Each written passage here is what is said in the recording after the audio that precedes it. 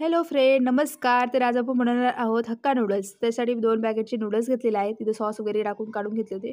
त्यानंतर लंबा चिरून घेतलेला कांदा, गाजर, शिमला मिरची, तसेच कांद्याची पात, गोबी आणि अद्रक लसणाची पेस्ट थोडीशी.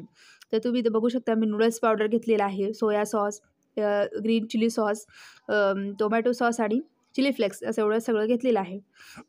तर मी ते गरम करायला पाणी ठेवलेलं होतं. त्याच्यामध्ये मी जे काही नूडल्स घेतलेले होते ते मी इथे टाकून घेतलेले आहेत आणि त्याला मी थोडंसं असं खालीवर करणार आहे. इथे थोडंसं पाणी अजून ॲड ऑन केलेलं आहे, कारण मला पाणी थोडंसं कमी वाटलं त्यामुळे. आणि इथे चमच्याने मी त्याला एकीकडनं झाल्यावर दुसरीकडनं करतो तसं पलटून घेतलेलं आहे, तुम्ही इथे बघू शकता.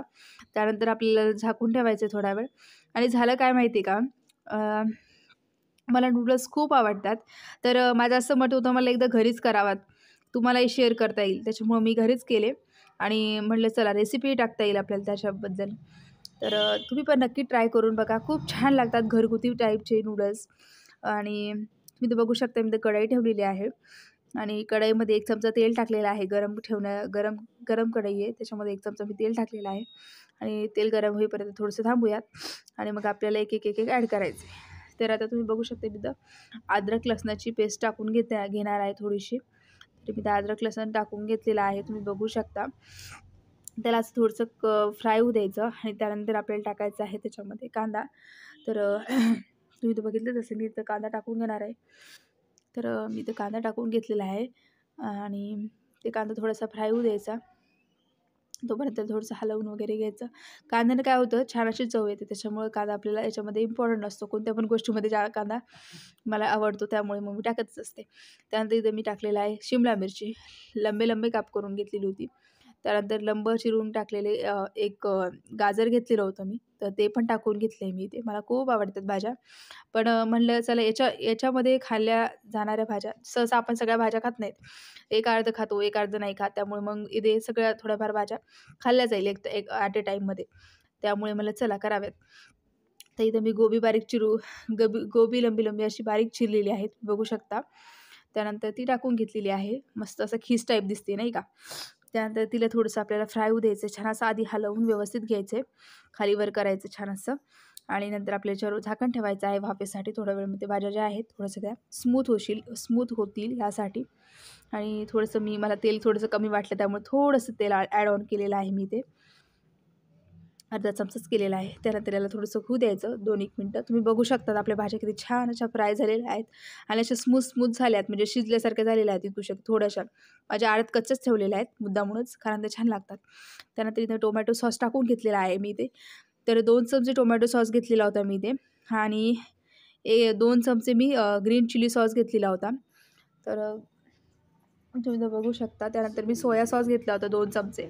असे मी तिन्ही सॉस टाकून घेतलेले आहे. एक चमचा चिली फ्लेक्स टाकलेली आहे. त्यानंतर 2 चमचे मी नूडल्स मसाला घेतला होता, तर तो देखील मी ते टाकून घेतलेला आहे, तुम्ही बघू शकता. त्याला छान असं हलवून घ्यायचं आहे आपल्याला.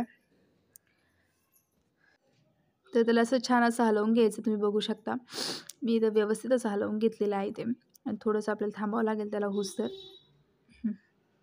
कारण ते सॉस जे आहे ना, तर सॉस ते छान असं मिक्स होतील, त्यामुळे थोडंसं थांबावं लागेल आपल्याला.